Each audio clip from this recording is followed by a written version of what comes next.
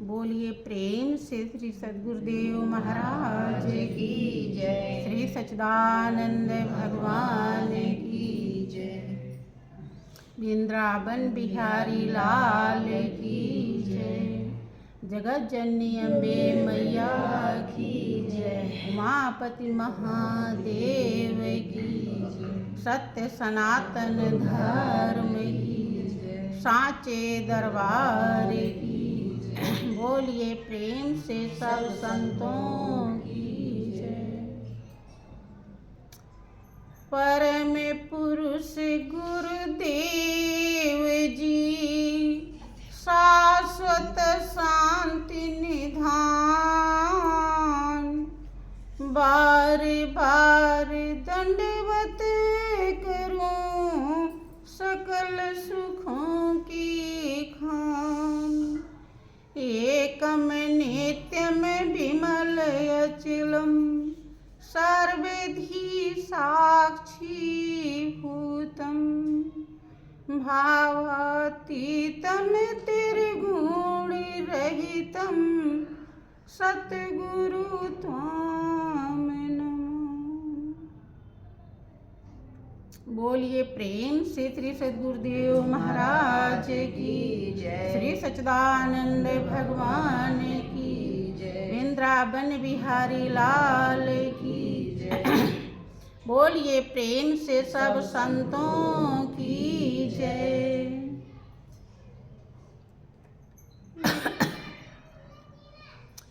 प्रेमी सज्जनों, परम पिता परमेश्वर की असीम दया दृष्टि से हम सभी प्रेमी सज्जनों को सत्संग का महापावन अवसर मिला हुआ है। इस अवसर को प्राप्त करने के लिए आपका धार्मिक ग्रंथ बताता है कि ऋषियों मुनियों ने हड्डी गला दी और राजाओं ने हस्ती मिटा दी। राजा भूल गए कि मैं राजा हूँ। गुरुकुल में जाकर के गुरु के शरण में रह करके नाना प्रकार की सेवा किया, यहाँ तक कि भिक्षा तक मांगी, भीख मांग करके ले आए। अब उनके अंदर किसी भी प्रकार की अहम की भावना न रही, मैं की भावना ही उस मालिक से दूर कर देती है। क्योंकि एक ही है जिसके द्वारा पूरी सृष्टि चल रही है, पूरा संसार जगमगा रहा है। दूसरा और कोई है ही नहीं है।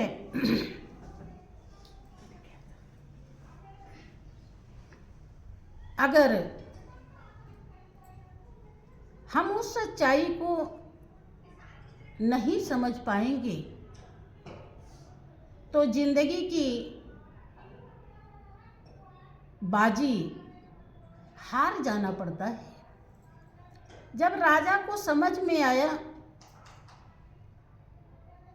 कि हम कोई तपस्या किए थे, तपस्या के बल से आज राजा बन गए हैं, कोई जरूरी नहीं कि कल भी हम राजा बने। आज हम राजा बने हुए हैं तो मेरा भी धर्म बनता है कि हम अपनी ज्ञान दृष्टि खोल लें और जीवन की सच्चाई को प्राप्त कर लें।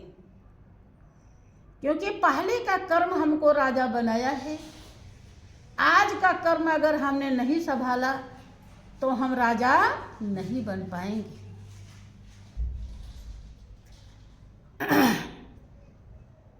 इसलिए कबीरदास जी लिखते हैं कि कबीरा गुरु की भक्ति बिन राजा गदहा होए, माटी ढोए कुम्हार का घास न डारे कोई। अगर गुरु की भक्ति नहीं किया राजा हो करके भी तो उसे गधा बनना पड़ता है, क्योंकि राजा के सेवा में पूरी जनता रहती है और राजा ने अपना परम कर्तव्य नहीं किया तो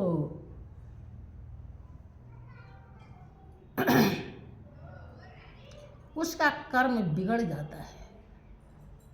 कि तपस्वरी से राजेश्वरी और राजेश्वरी से नरकेश्वरी। तपस्या किया तो राजा बन गए और राजा बन करके नरक चले गए। अगर गुरु भक्ति नहीं कमाई तो राजा को भी गधा बनना पड़ता है। और सबके बहुत लोग, बहुत नेता ऐसे हैं देखो कि जनता उन्हें नेता बना देती है और वो खूब घोटाला करते हैं। क्या होगा? गधा बन के भरना नहीं पड़ेगा। लेकिन अगर गुरु भक्ति कमाई तो गुरु चरणों में अपना जीवन न्यौछावर कर दिया तो यहाँ तो कितना भी पापी क्यों न हो केवल दे देवे। के पलटू पारस क्या करी जब लोहा खोटा होए, और सब सतगुरु सबको देते हैं लेता नहीं कोई। हमें क्या देना होता है? अपना दोष विकार। अगर संत महान पुरुष श्री गुरु महाराज जी, संत जी अगर गुरु भक्ति कमाने के लिए कहते हैं तो वो हमारे विकारों को ही पावन बनाने के लिए कहते हैं। कौड़ी देकर हीरा लेने के लिए कहते हैं। नासवान के बदले अविनाशी को प्राप्त हो जाने के लिए समझाते हैं। झूठाई से सच्चाई में पहुंच जाने के लिए समझाते हैं। लेकिन हम उसी में कंजूसी में लगे रहते हैं, दिल खोलते नहीं। महापुरुष कहते हैं कि हौसला बुलंद है तो मंजिल कदम चूमती है, लेकिन हौसला बुलंद नहीं बन पाता है, संकुचित रहता है। हम जितना कर सकते हैं हमें उतना करना चाहिए। आप विचार कीजिए, जिस सच्चाई के लिए राजा झुक जाता है, राजा मिट जाता है, तो कितना समझा होगा। तभी मिटना कोई आसान बात है नहीं है। वे राजा धर्मदास कबीर की 12 साल सेवा करते हैं, तब वो उन्हें ज्ञान देते हैं जो ज्ञान आप लोगों को मिला है। 12 साल उनके झाड़ू बर्तन करते हैं सुबह ही आकर के, और इसके बाद तब उन्होंने उन्हें ब्रह्म ज्ञान प्रदान किया और ये आदेश दिया कि राजा साहब, जिस सच्चाई को तूने समझा है इसे औरों को भी बताओ। केवल एक आदेश दिया था। यह आदेश को कोई जल्दी से ध्यान ही नहीं देता है। कोई भी गुरु भक्त अगर गुरु की आज्ञा का पालन नहीं करता है तो कभी भी गुरु भक्त नहीं बन पाएगा। उन्होंने देखो जब देखा कि हमारे गुरुदेव ने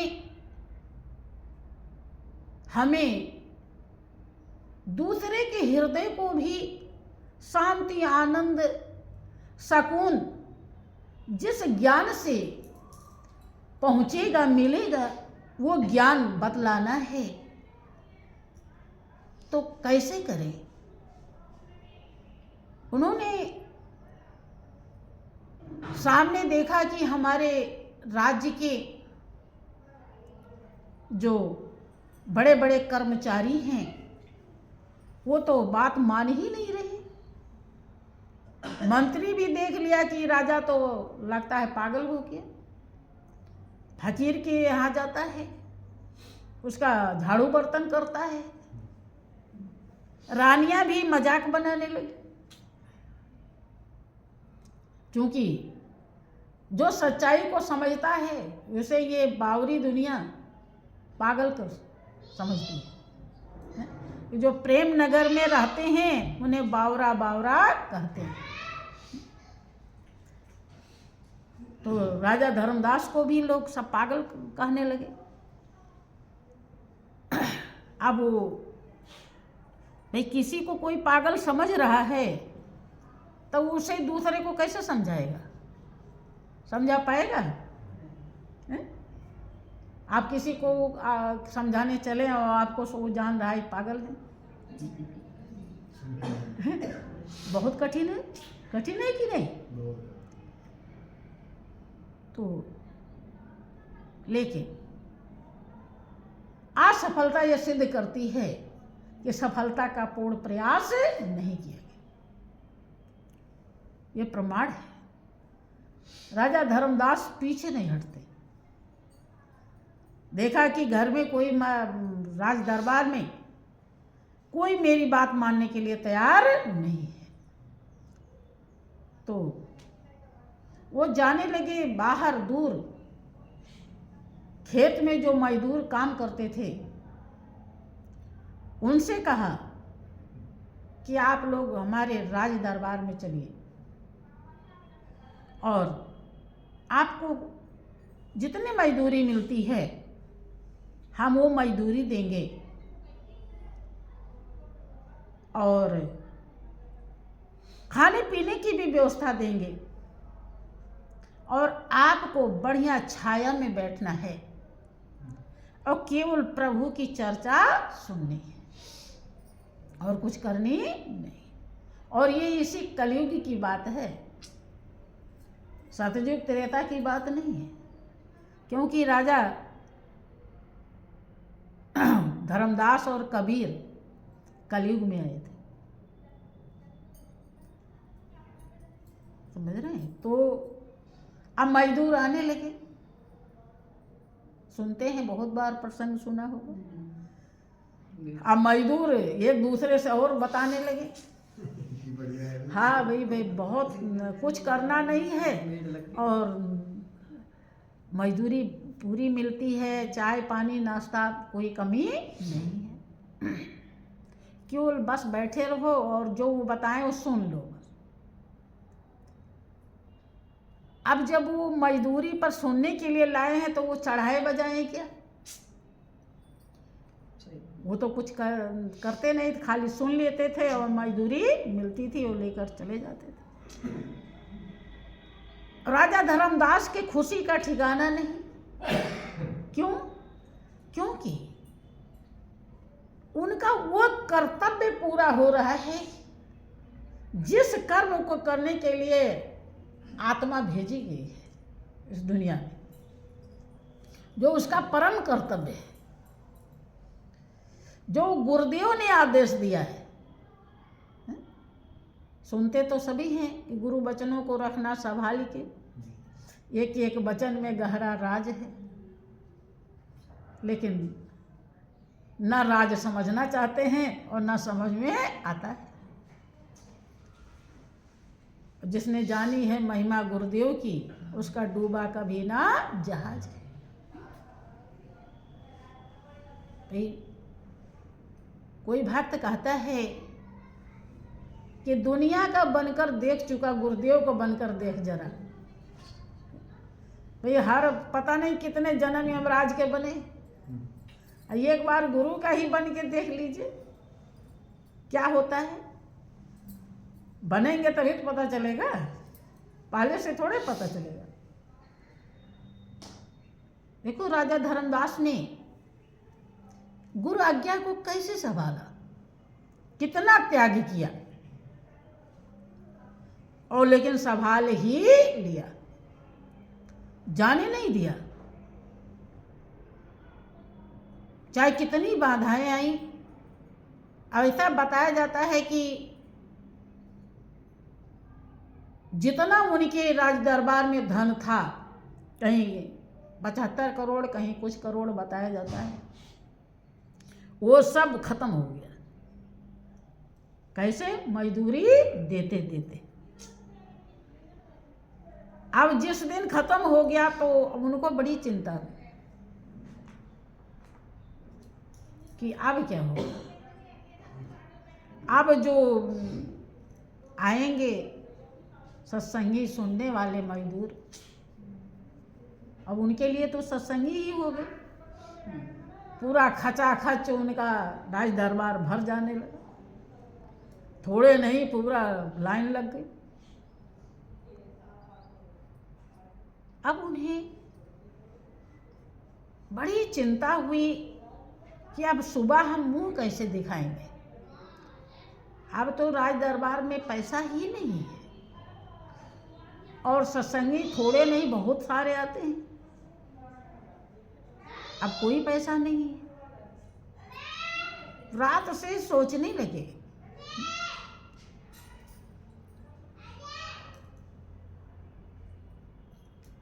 किसी ने अपने अनुभव को व्यक्त किया कि भक्त दुखी तो हरि दुखी, आदि अंत तिहु काल, और पलक एक में प्रकट हुए, छिन में करे निहाल।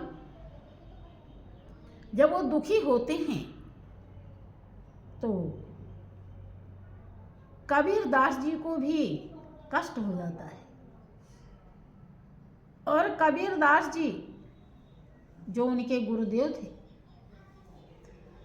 वो सबके हृदय में ऐसा भाव भरते हैं। उसी रात को सबको ज्ञान हो जाता है। क्या आ जाता है कि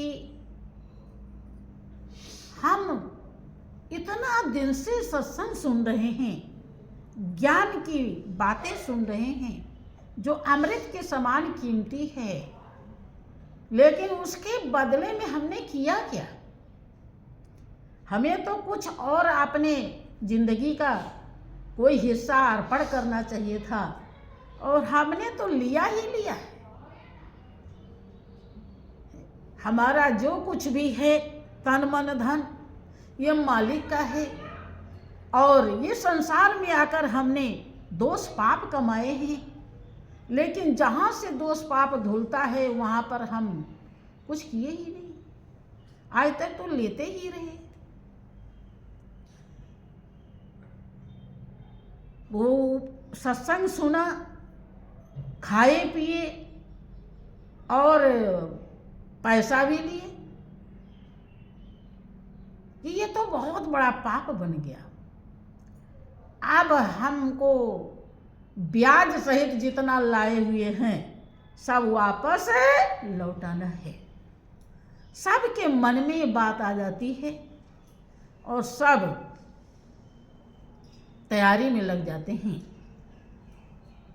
सब मजदूर जितना भी लाए थे उससे और बढ़ा चढ़ा करके और सुबह ही सब लेकर के पहुंचे जाते हैं, खजाना भर देते हैं, जैसे पहले भरा था ऐसे भर जाता है, और सब खाना पानी की व्यवस्था शुरू हो जाती है। राजा धर्मदास तो आँख ही नहीं खोल रहे हैं, शर्म के मारे डर और भय भी लग रहा है, दुख भी लग रहा है। लेकिन जब देखा कि लग रहा कि चूल्हा भी चढ़ रहा है, भोजन भी बन रहा है, तो ये कहाँ से बन रहा है, कहाँ से व्यवस्था हुई है? तो जरा देखें तो।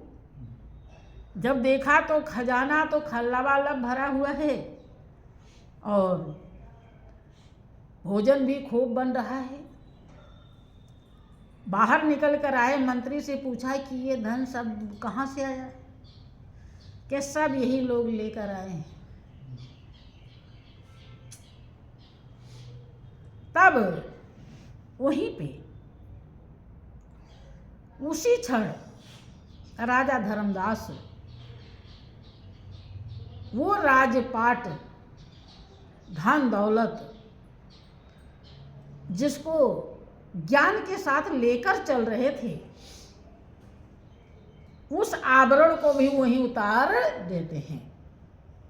और कि जिस श्री गुरु महाराज जी ने,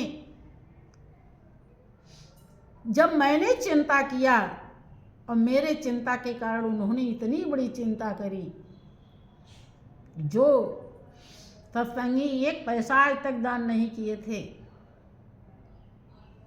ये सब हमारे गुरुदेव की कृपा है। ये सब हमारे गुरुदेव ने ही किया है और उन्हें कष्ट हुआ जो मैंने इस तरह से दुखी हुआ, परेशान हुआ। तो जो हमारे लिए इतना कर सकता है उसको मैं अपने जीवन को क्यों न दूं? वहीं पर वो छोड़ करके और धर्म प्रचार में निकल जाते। राजा थे,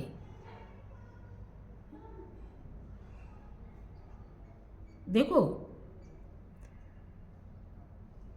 राजा हो करके जब समझ लिया तो मिटने में बिल्कुल भी देरी नहीं किया, क्योंकि है ही कुछ नहीं, वास्तव में कुछ नहीं है, खाली लगता है। भाई जो चीज अभी जैसे हंसा जब जब उड़ा तो अकेला उड़ा और दुनिया में हजारों का मेला जुड़ा।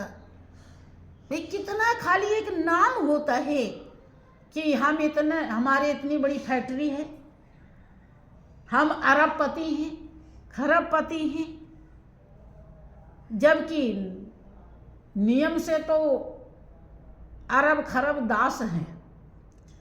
उसी के चक्कर में रात दिन दौड़ रहे हैं, तृप्त नहीं है, संतुष्ट नहीं है कि अब रहने दे, अब अपने जीवन का मूल मकसद समझ ले, अब तो बहुत पेट के लिए हो गया है, लेकिन रात दिन उसी के लिए दौड़ रहे हैं, तो दास हैं। और जब उसके दास बने जो किसी की नहीं हुई है, जब चलने लगेंगे तो वो यहीं रह जाती है, वो राह भी यहीं जाती है और उसकी आसक्ति जो है वो हमें और बर्बाद कर देती है। एक तो वो हमारी है नहीं और दूसरी उसकी आसक्ति, उसका लगाव हमारे 84 लाख जन्म दे देती है, उसी में हम रुचि पचे रहते। इसलिए भाइयों बहनों, अगर प्रेम पाना है तो गुरु चरणों में वो कर्तव्य कीजिए जो करने के लिए मालिक ने भेजा है। यही जीवन का सार है।